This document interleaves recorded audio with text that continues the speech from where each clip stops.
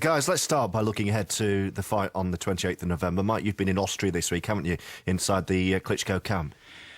Yes, for about a month in the build-up to each of his fights. He goes to a spa resort hotel in a beautiful place in the Tyrol region of Austria called Going, and he goes there, as I say, for 4 or 5 weeks at a time. It's a place that's about 100 miles south of Munich in Germany, just along the road from Kitzbühel, the famous World Cup skiing resort. It's a breathtaking spot there where he can get away from distractions, and it's a habit that he's found hard to break because it's been so successful. He's now 18 defences into his second reign as a world champion. He's made 23 successful world title defences in total. That's more than Muhammad Ali, it's more than Larry Holmes, it's more than Lennox Lewis. Only Joe Louis has made more successful defences of the world heavyweight title. Whatever you think about what Wladimir Klitschko does inside the ring and his style, the figures are very, very impressive. And over the course of a couple of days, we got a snapshot as to why he has been so successful.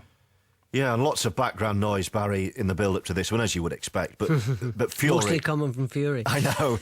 Well, Fury isn't afraid, is he, to say something controversial? But perhaps a fight like this needs a bit of that. Well, every heavyweight... I mean, look, he is amazingly good at PR. Not all of what he says is a lot of it is hard to listen to, and the antics with the Batman stuff and all. It's funny. And I mean, I think Klitschko just sits there in amusement and watches it all and enjoys it. Is he better at PR than he is at boxing? Well, that's the question. We'll know once, when this fight takes place. I don't think he could possibly be better at boxing than he is at PR. he's certainly the best around for a long time. Nobody listens to anybody else because he's so entertaining. But it's about what happens between the ropes. Ultimately, when the bell rings, all the antics have to go out the window, and then you really got to be able to stand up and be counted. And I suppose therein lies the question: will he be able to stand up to Wladimir? And can he do it at the highest level? And that's the question that everybody is sort of pondering over. What do you think, Mike, that Klitschko has made of Fury's PR in the build-up to this fight? Well, he's had some lively encounters with British heavyweights in the past, most notably David Haye, who turned up at a press conference once infamously with this T-shirt, which had the design showing Haye himself carrying the severed heads of Wladimir Klitschko and his brother Vitaly. And then there was Derek Chisora, who Wladimir once signed to fight but never did because of injury. Instead, Chisora fought his brother Vitaly, and before that fight, as the referee was giving the final instructions in the centre of the ring, Chisora came over and spat water into the face of Wladimir, who was standing right behind his brother. So he's used to these kind of mad antics, or as he's been saying this week, he thought he was. And then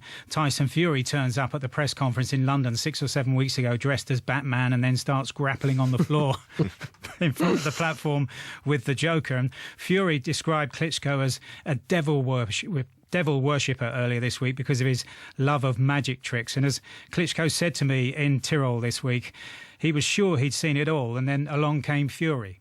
Tyson Fury is bizarre. I mean, there's nothing surprising. As I heard that he's going to go after referee in the fight if he's going to give any backup or advantage to me. So he's going to fight referee. I mean, I never heard anything like that from a boxer. Kind of threatening referee, so he's going to do the good job or whatever. I definitely not on the same page with Tyson Fury or whatever comments he's doing. Let him talk the talk. I will walk the walk with my fists in the ring, and that's what I'm preparing for. He also has his version of events of what happened when he came here for a session some years ago, and he says that you didn't want to spar with him. Actually, Manuel Stewart was trying to keep the young fighter not mentally crumbled to put in the ring with the champion, because he was way too raw and way too inexperienced. And Manuel Stewart got him in. He was staying around here. He never put me with Tyson Fury in the ring for a reason, because otherwise Tyson Fury got to get beaten up badly, and it definitely wouldn't be good for his mental side as a boxer. And that's, I think, what Emmanuel Stewart was thinking, and that's why we didn't end up in the ring. Otherwise, honestly, I remember Tyson Fury as a very nice kid when he was here. He was like a cat by the leg, was very polite and very respectful, and I didn't see anything bad about Tyson Fury until actually I faced him at the press conference. So I don't know what to expect from Tyson Fury, but I'm preparing for everything. He might be good in that fight. He might crumble after 2 rounds or maybe in the first round, as I've seen that before as well. Wladimir, I noticed that you were playing out recordings of Tyson Fury's recent fights on the screens around here. What's the thinking behind that? This gym was set up by Emmanuel Stewart, and that's how he want to have it. 3 screens around the ring. There are fights, there are different DVDs laying over there, and different fights of my opponents, as I used to prepare for all my fights. Right now it's Tyson Fury. Some other fights of Thomas Hearns, for example. But when you daily look, in the morning and the evening, you look at the fights that you've seen, probably I've seen thousands of times of the rounds Tyson Fury in his latest fights, you always find something new that you haven't seen before. You always find something that you studied. It's a homework that is important, and I pretty much have the feeling of his body, how he's gonna telegraph what he's gonna do or what he's not gonna do. So and it's on one side he's unpredictable, on the other side he's very predictable, limited fighter. Wladimir Klitschko with Mike in Austria this week. Mike Costello and Barry McGuigan with us for 5 Live Boxing. Guys, an intriguing idea, that, preparing for a fight by having footage playing out on the video screens of your opponents constantly going around the gym. Well, that's just video analysis. That's been... So that's nothing new? No, absolutely not. No. It's you have up in the EIS in Sheffield, it's the same thing, and most of the high performance centres throughout the world, they will have video analysis of opponents. So what best place to actually practice combinations or defensive or tactical approaches? When you watch the video, pause it, and then you set up a series of... But what he's doing, Barry, is he's not just watching and pausing. It's on while he's in the ring. Yeah, in some sort of inculcation, and it's not. It's basically just to have a look at who you're fighting. And a lot of guys say, "Oh, I don't even bother to watch him. I'm not confident. I don't even bother. I know I can beat the head off him. So it's just rubbish. I mean, the one good thing about Klitschko, and many people accuse him being boring, he is very thorough, and he does like a forensic examination of who he's fighting, and they pick sparring partners that are exactly like and simulate the style in every way. So he does things right. That's why he's been champion for 15 years. Just 1 year of a gap when he was beaten and lost the title and then won it again. And as Mike read out to you, the stats are, whether you like his style or not, in history, he will go down as one of the greatest heavyweight champions of all time. Now, we all have our own opinion about, styles and whether you like it or not, but ultimately, his record speaks for itself.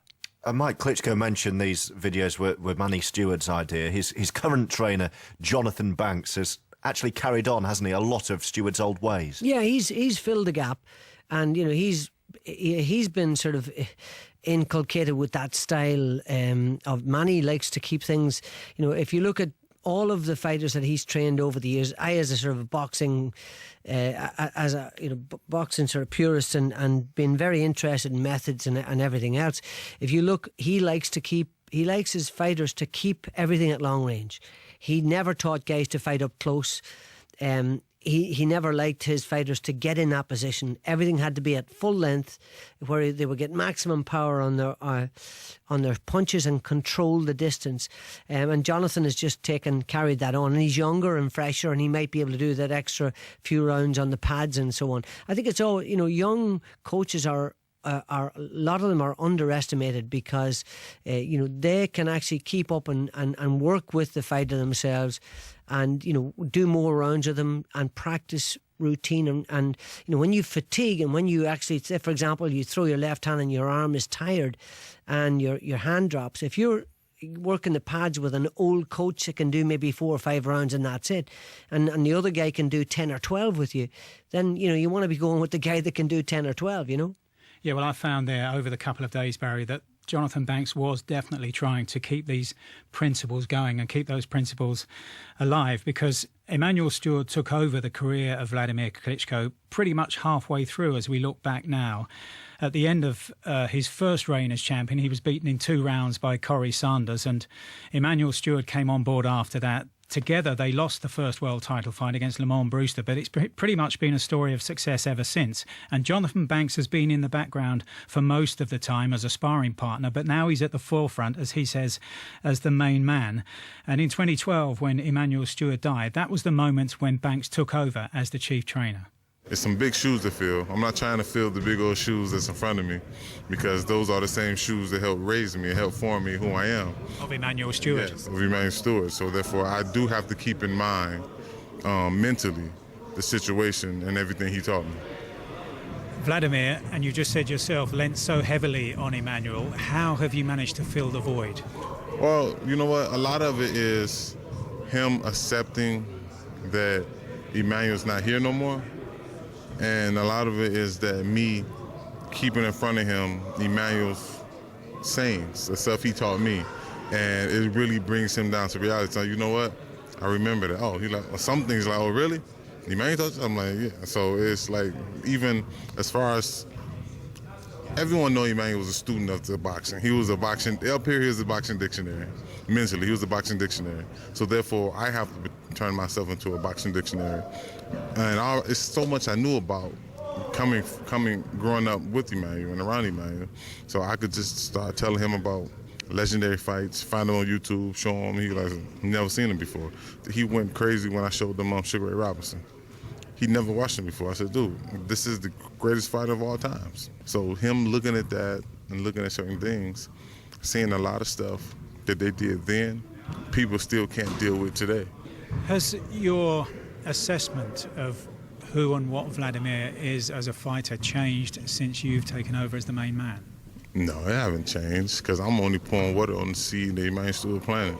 That's one of the most. I mean, he may have gotten a little more aggressive, but that would be the only change. But it's like style-wise, him, no, it's not been a change. You said he might be a bit more aggressive. Is that something that you've pushed on him? He just teased me about that a couple of days ago.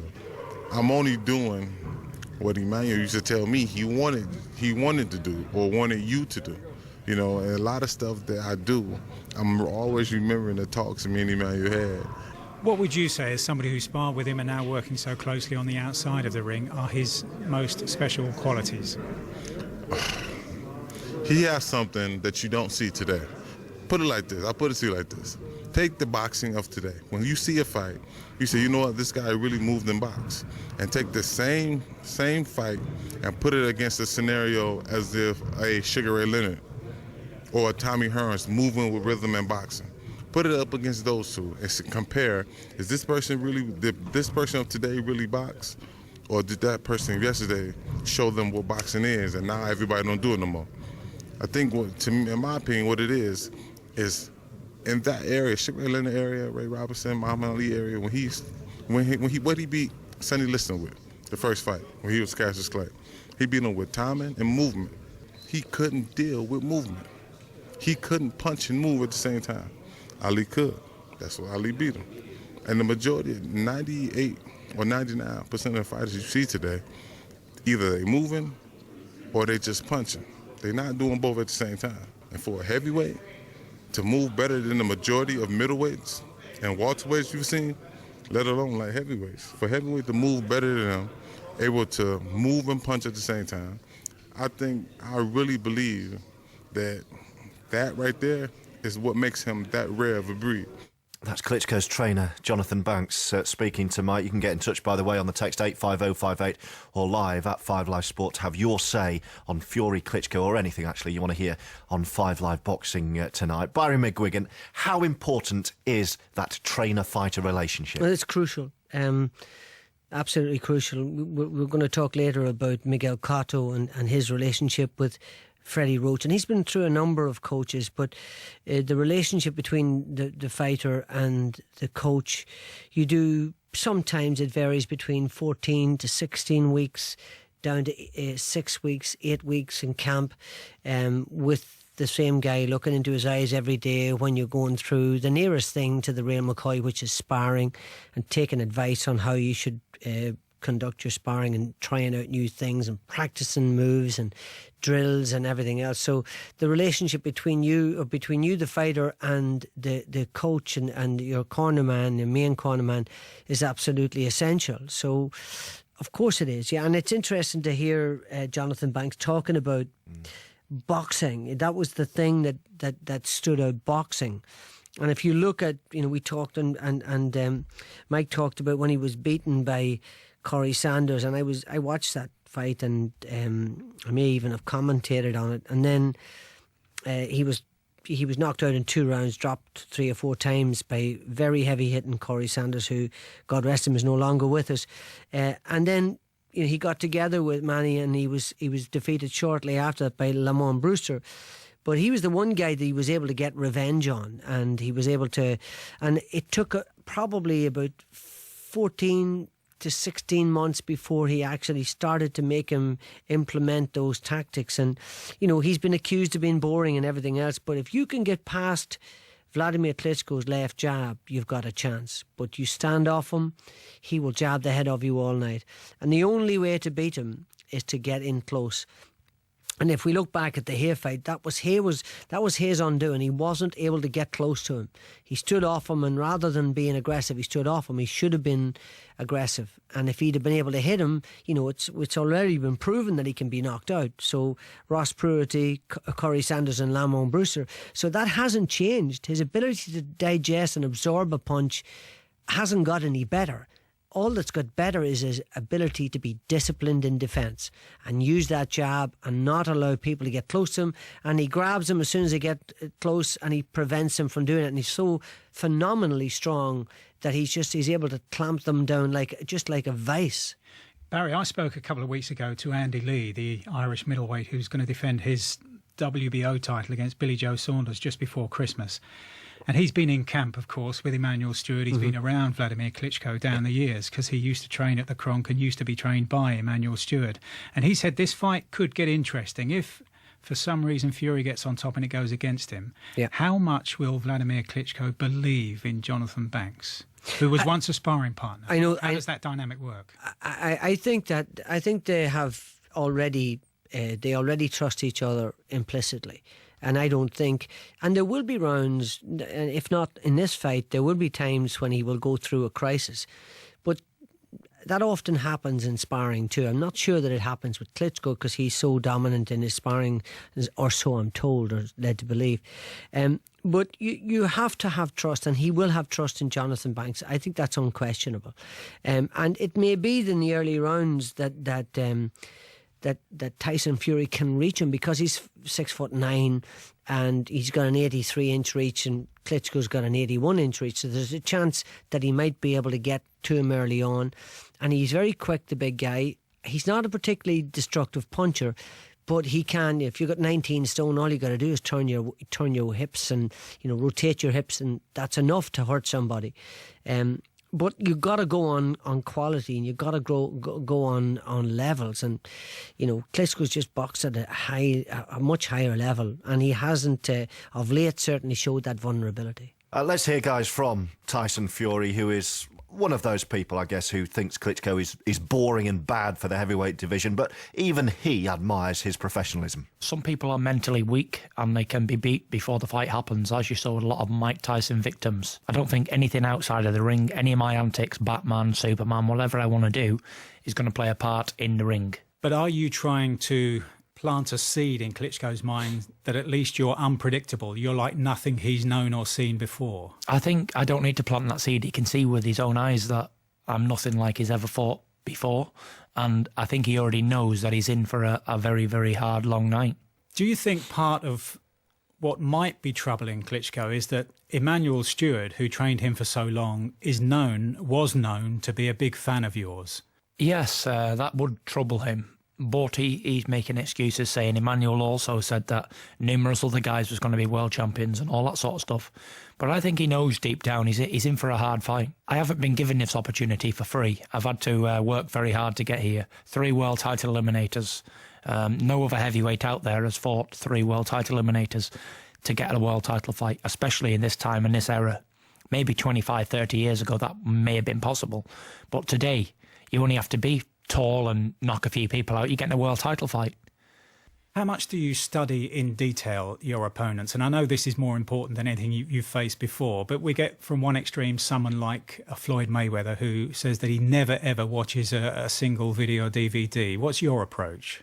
Well, to be honest, I think all these boxing people who say they don't watch their opponents, and it's all like, oh, who is he? What's his name again? All that sort of stuff. It's just all a blag, isn't it? It's a show of bravado, like, oh, I'm Mr. Big and I'm not really interested in the next man. But there's nothing about any heavyweight, not just Wladimir. There's no heavyweights out there that I don't know about inside out. I'm probably the most educated person on the heavyweight division. There's nobody out there that you could tell me or shock me what they're going to do. So as for watching tapes of Wladimir over and over again, I've grew up watching this guy. When I was an amateur boxer, I had one fight. He was a world champion.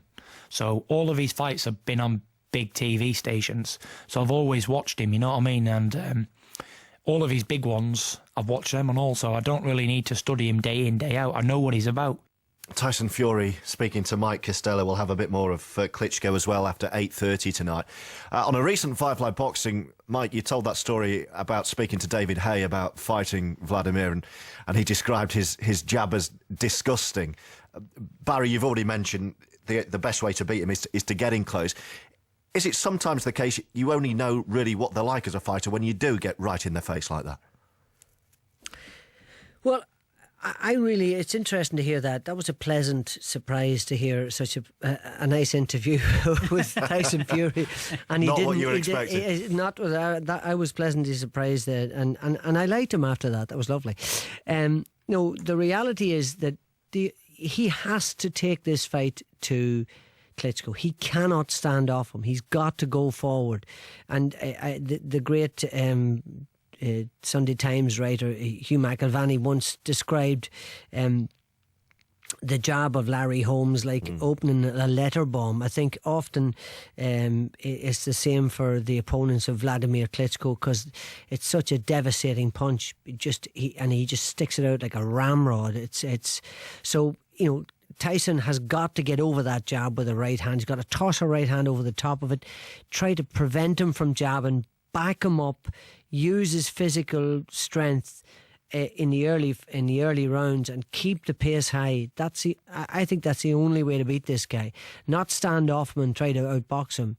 He might have decent speed, but this guy's campaigned at a much higher level. You've got to back him up, put him under pressure and force him to make mistakes. Mike Costello, let's finish our chat on Klitschko, shall we? Take us inside that training camp. I want to know what the people around him are like, and how does his camp compare to, say, a Mayweather camp? Well, in terms of numbers and noise, there's much less of both when it's compared to a Mayweather camp. I went to watch Mayweather training in April of this year in the build-up to the fight against Manny Pacquiao, and it seemed to me that he had a hanger-on ready to catch every single bead of sweat. It was mad. There were so many people in the gym. There was so much noise. It was chaos, and it was loud, and it was frenetic, and he seemed to thrive on that. Yet in the gym that we were in this week in Austria, it could hardly have been more different. It could hardly have been more organised and hardly have been more controlled. I told you at the start of the show tonight about the breathtaking scenery all around the Tyrol region where this spa resort hotel is situated. Lovely mountain air for when he's finished his training. But inside the hotel, he trains in a converted tennis centre. He's got the ring built on the centre of the court, and there's a roped off section. The rope is running along the ring about 6 feet from the ring itself, and between the rope and the ring only Klitschko and his sparring partners and his trainers are allowed inside that. And as he came from the hotel itself and walked through the gym and got beyond that side of the rope, it was like a mask came on, a mask of concentration. He didn't as much as acknowledge anybody outside of that rope, just went straight towards his trainers, got his bandages on. Did he spar, Mike? Did you watch him spar? He sparred, yes. How many rounds did he spar? That. He sparred 6 rounds right, with 3 different sparring partners. Okay. None of any great quality, but different sizes. One was an orthodox fighter, one was a southpaw, and one was a switch hitter, trying to gear to what Tyson Fury might be doing. And were they all as big as Tyson? No, one of them was no more than a light heavyweight, Just for was, speed. and was quite fast. And you were talking earlier on about how important it might be for Tyson Fury to get off to a good start. Now, I know this was only sparring, and the motivation on the night will be completely different, but he was very sluggish at the start and got noticeably quicker as the rounds went on. Yeah, he was 39 years old. Yes. So everything that happens slower. There's no doubt about that. He'll have to be warmed up before he gets to the ring, and that's why I think whatever chance Tyson has, and I think honestly, I think he's got a decent chance because he's fast and he's a big lump. But he's got to get out of the blocks like lightning. And I think his best chance comes in the first 4 rounds. After that, if he's still in there, he will get dissected by this guy, and if you look at, we talked about Manny Stewart and we talked about Jonathan Banks, and every trainer has a style of training, and what they do is they teach you to fight at range and distance. Don't let anybody get past your jab. And everybody, if you go around to all the fighters, Tommy Hearns, he was grand at distance. If he got you at distance, he'd take your head clean off. Hagler wouldn't allow him to do that. Sugar Ray Leonard wouldn't allow him to do that. They got close to him, they made him fight at close range. He was uncomfortable, he got tired, he got knocked out. Same thing with even with Andy Lee. Andy Lee again taught to fight at range, but when Julio Cesar Chavez walked him down, got up close to him, felt very uncomfortable and eat his energy up, and it got stopped. So there is an antidote for every style. And the only way I think that Klitschko can be beaten here is that if Tyson Fury gets close to him, puts him under pressure, and just from the word go right on top of him and keeps the pace high. November the 28th, Fury Klitschko, a date for your diary.